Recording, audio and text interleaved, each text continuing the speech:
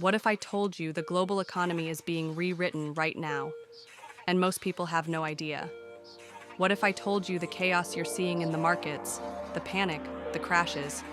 It's not random, it's war, an economic war, and the reason the world is furious, from China to Europe, is because for the first time in decades, America is refusing to lose. This isn't just about trade. This is about power. This is about national security. This is about whether the US will finally stop bleeding its wealth and start fighting back. Stephen Miller from inside the White House is about to break it all down. And if you think this doesn't affect you, your job, your money, your future, you're dead wrong. Listen carefully. In stock market, you've got the Dow sinking to the lows of the session as we speak right now, down 2,100 points at 38,418. Okay, so let's bring in Stephen Miller. He's at the White House. He's the White House Deputy Chief of Staff. Your timing is perfect because I'm sure there are a lot of folks out there who would like to know the White House thinking here. Stephen, please do share with us your thoughts in this moment, and especially after China announced these retaliatory tariffs. It seems like that's when the markets took another leg down here.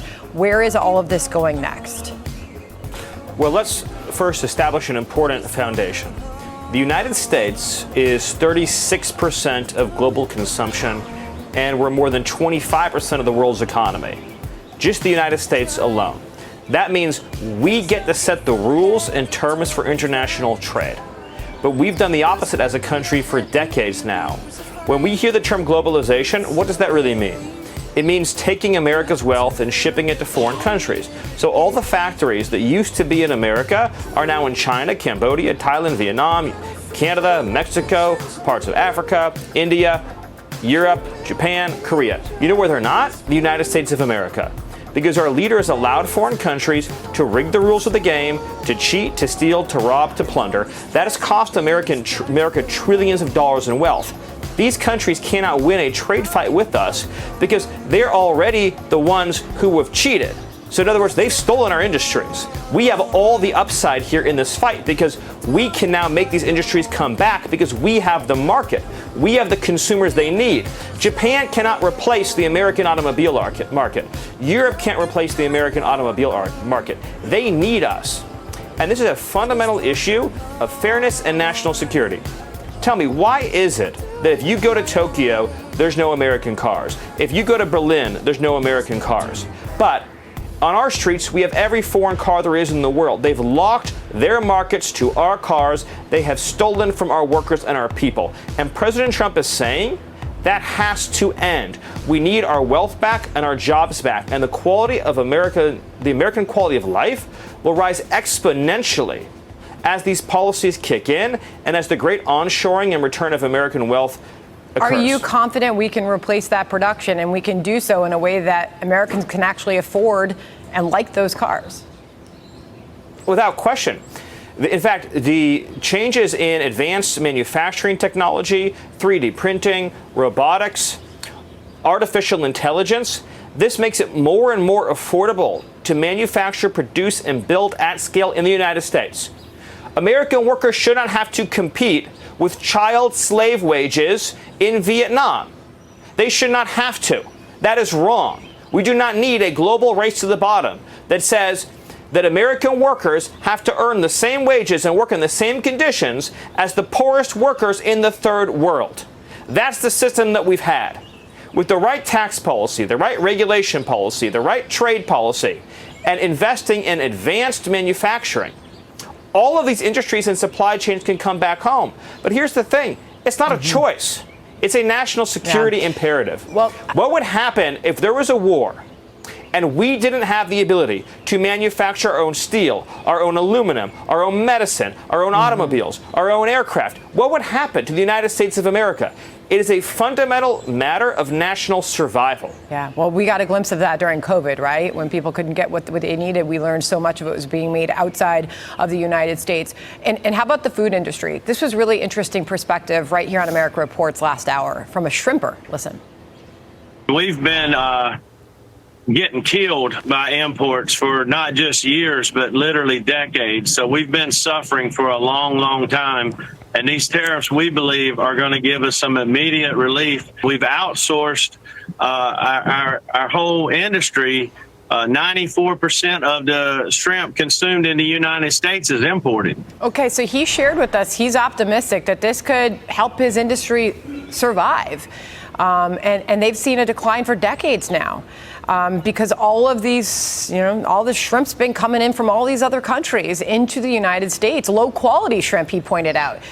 But there's fears. By the way, a lot of the seafood that we're importing has formaldehyde in it, is not safe for consumption. And this whole situation, people have to understand just how badly we've been ripped off as a country. You heard that, gentleman. 94% of shrimp is imported to the United States, and we have the Gulf of America. The U.S. agriculture and seafood industry has been decimated because we allow for subpar, cheap foreign imports without limit that are subsidized by foreign countries to put our farmers and our shrimpers out of business while their markets are close to ours. Now, can someone explain to me? We protect and defend South Korea. And in exchange, they steal our automobile industry, they steal our electronics industry. We protect and defend Japan, and in exchange, they close their market to our cars. We protect and defend Canada, and they run up a massive trade deficit with us. We protect and defend all of Europe at a cost of trillions of dollars over time, and what do? They run an over $300 billion trade deficit with the United States. Why should America protect the world, send foreign aid to the world, defend the world, provide for the world, and in exchange, get ripped off by every other country in the world? And what do we have to show for it? The deindustrialization of the heartland, the destruction of the American dream, the eradication of our industrial and manufacturing base that we need for our national security, and the crushing of the American dream. It has to stop, not to mention $36 trillion in debt. I've only got a few seconds left, but people are throwing around the R word, and they see the Dow down 2,100 points, and people are worried about a recession. They're worried that we can't do this without sending this economy into such a deep dive that we can't come back from it. And I know you guys are all about growth. I know you're about lowering taxes, rolling back regulations, and seeing that growth. Are you concerned that this is going to put us into a recession? The exact opposite. We inherited from Joe Biden an economy in total free fall. There has been zero jobs growth for American workers in 4 years. In other words, all jobs growth had gone to foreign workers. That is a depression, not a recession. That is a depression for the American worker. We had debt and deficits that were rising unsustainably that would lead us into a certain debt and deficit crisis. We had inflation that was in high double digits, crushing the American family, making it impossible to afford the essentials of life. We had an economy that was in a state of calamity and catastrophe. President Trump's policy of reshoring our supply chains, pushing for total expensing of capital gains, eliminating regulation, eliminating intrusive Green New Scam environmental rules, pushing for the biggest, broadest tax cut in American history, and reducing taxes on American workers, including ending taxes on tips, ending taxes on overtime, ending taxes on Social Security. This economic program is the single most important program for American wealth, prosperity, and rejuvenation that we've ever seen in this country. All right, I'd love to continue the conversation. Hope to have you back on soon, Steve.